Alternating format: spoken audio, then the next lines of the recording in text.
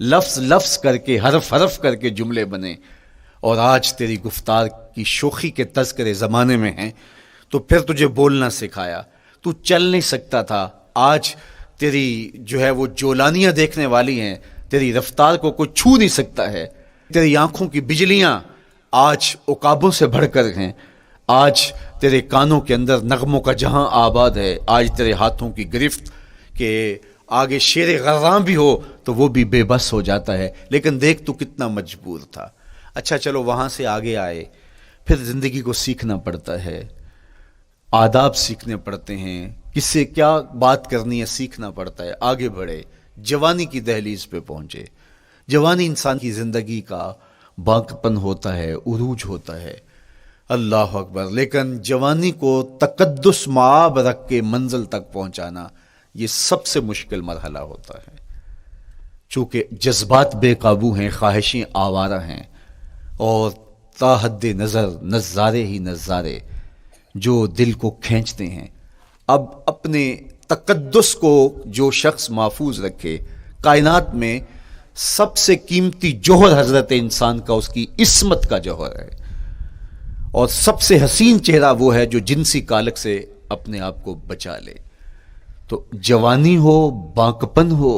اور پھر اپنی خواہشات کو بے قابو نہ ہونے دیا جائے، سب سے مشکل مرحلہ پوری زندگی میں یہ آتا ہے۔ کسی نے کہا تھا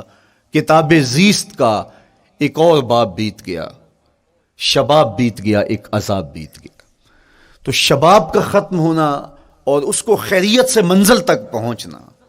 یہ کتنا بڑا مشکل مرحلہ ہوتا ہے، جس کا جوانی میں باطن کا چہرہ مسخ ہو جاتا ہے اور جنسی کالک سے جو چہرہ آلودہ ہو جاتا ہے، اس کا عفت کا دامن داغدار ہو جاتا ہے۔ تو اس لیے وہ چہرہ تاباں ہے، وہ چہرہ روشن ہے، وہ چہرہ منور ہے جو اپنے آپ کو کالک نہیں لگنے دیتا اور اپنی عصمت کی حفاظت کرتا ہے۔ میرے حضور نے بھی ارشاد فرمایا، سبعۃ یظلھم اللہ تعالی فی ظلہ یوم لا ظل الا ظلہ، 7 اشخاص ایسے ہیں قیامت کے دن جب کوئی سایہ نہیں ہوگا، اللہ ان کو اپنے عرش کا سایہ عطا کرے گا۔ ان میں سے پہلا شخص امام عادل حکمران، دوسرا شخص وشاب نشأ فی عبادت اللہ، وہ جوان جس کی جوانی اللہ کی عبادت میں بسر ہوئی، تیسرا وہ شخص ورجل قلبہ معلق بالمساجد، وہ شخص جس کا دل مسجد میں لگتا ہے، مسجد میں جمتا ہے، اور چوتھا شخص ورجل دعتہ امرأۃ ذات منصب وجمال فقال انی اخاف اللہ، وہ شخص جس کو دعوت گناہ ملی اور حسن قدموں میں بچھنے کے لیے بےتاب ہوا، اور اس نے کیا کہا، انی اخاف اللہ، میں اللہ سے ڈرتا ہوں، میرا اللہ مجھے دیکھ رہا ہے۔ میرے حضور نے فرمایا قیامت کے دن جب کوئی سایہ نہیں ہوگا، اللہ اس کے اوپر اپنے عرش کا سایہ تان دے گا، جو اپنی عصمت کے جوہر کو بچا گیا۔ تو یہ ایک مشکل مرحلہ تھا، اپنی جوانی کے تقدس کی حفاظت کرنا۔ میرے حضور نے ارشاد فرمایا انا حبیب اللہ، میں اللہ کا حبیب ہوں۔ جو جوان جوانی میں توبہ کرتا ہے وہ بھی اللہ کا حبیب ہے۔ کتنا بڑا اعزاز ہے اور کتنا بڑا کمال ہے جو شخص کو ملتا ہے جو جوانی میں اپنی عصمت کے تقدس کی حفاظت کرتا ہے، اپنی آبرو پہ پہرا دیتا ہے، اپنی نظروں کی حفاظت کرتا ہے، اپنی سوچوں کو آوارہ نہیں ہونے دیتا، اپنے خیالوں کو بھٹکنے نہیں دیتا، اپنی خواہشات کو بے قابو نہیں ہونے دیتا۔ تو یہ مشکل ترین لمحہ تھا۔ اس کے بعد امام راضی کہتے ہیں اب شادی کا مرحلہ ہوا،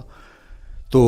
پہلے خود اپنی ذمہ داری تھی، اب کسی کا بوجھ بھی اٹھانا پڑا، یہ اگلی مشکل آ پڑی۔ پھر بچے ہوئے تو پھر اپنی زندگی تو ختم ہو گئی،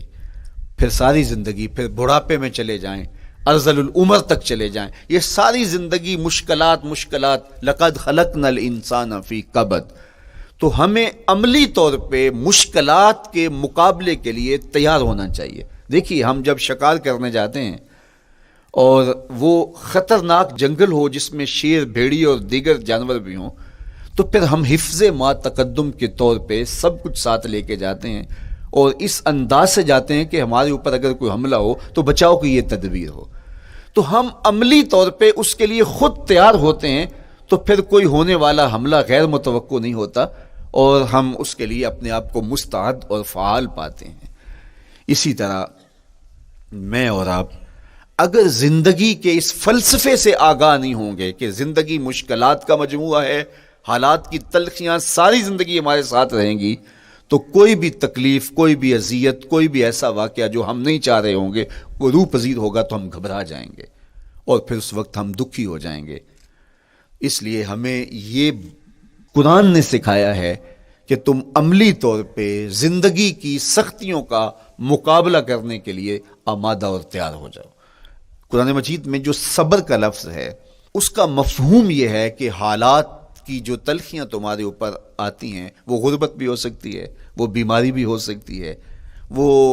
لوگوں کی عداوت اور دشمنی بھی ہو سکتی ہے، وہ اور بہت ساری چیزیں ہوتی ہیں، وہ جنگوں کی حالت کا بپا ہو جانا اور تمہارا دشمنوں کے نرغے میں گر جانا، یہ سب کچھ ہو سکتا ہے۔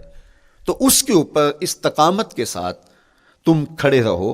اور تم ان کو برداشت کرنے کی اپنے اندر ہمت اور حوصلہ رکھو، تو پھر وہ تمہارا صبر ہوگا، اور یہ قوت اگر تمہارے اندر پیدا ہو جاتی ہے تو پھر تمہاری زندگی آسان اور سوکھی ہو جاتی ہے۔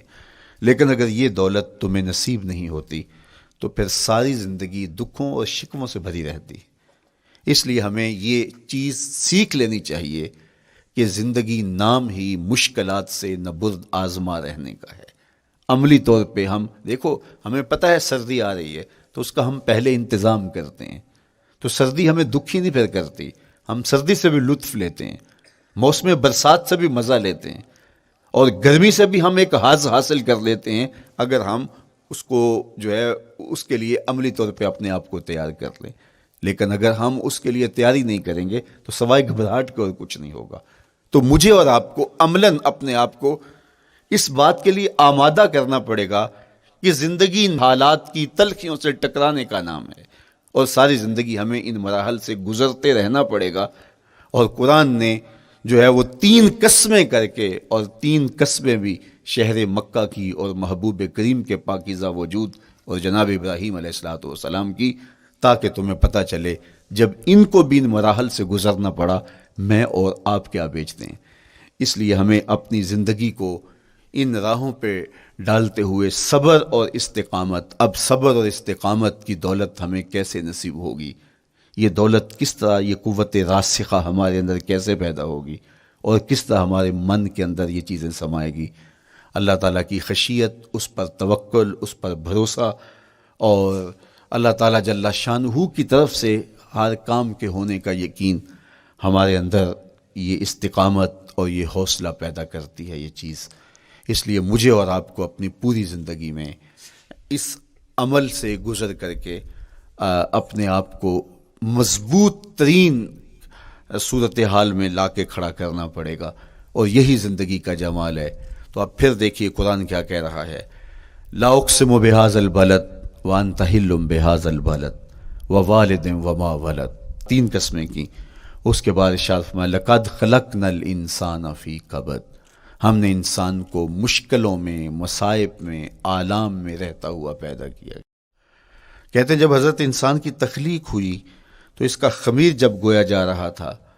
تو اس کے اوپر 39 دن تک آزمائشوں کی، دکھوں کی، تکلیفوں کی بارش ہوئی، اور ایک دن خوشیوں اور مسرتوں کا می برسا۔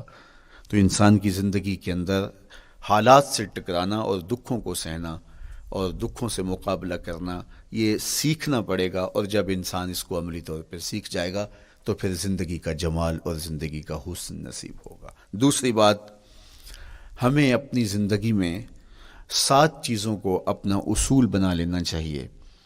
اور یہ 7 چیزیں وہ ہیں جو ہماری زندگی کو ایک خوبصورت سانچے میں ڈھال کر کے ہمیں ایک پاکیزہ اور ستھرا انسان بنا دیتی ہیں۔ پہلی چیز، التمسک بکتاب اللہ، اللہ کی کتاب سے جڑ جانا، وابستہ ہو جانا۔ جب ہم کتاب اللہ سے وابستہ ہو جائیں تو پھر ہمارے باطن کی اور نفس کی تربیت ہوتی ہے،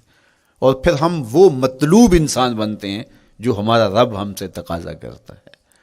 تو اس لیے ہمیں اپنی زندگی میں اس چیز کو لازم کر لینا چاہیے کہ ہمارا کوئی بھی دن قرآن مجید کی تلاوت کے بغیر نہ گزرے۔ اپنے دن کا آغاز قرآن مجید کی تلاوت سے کیجیے۔ سورہ یاسین سے جو اپنے دن کا آغاز کرتا ہے سارا دن اللہ کی امان میں رہتا ہے، اس کی حفاظت میں رہتا ہے،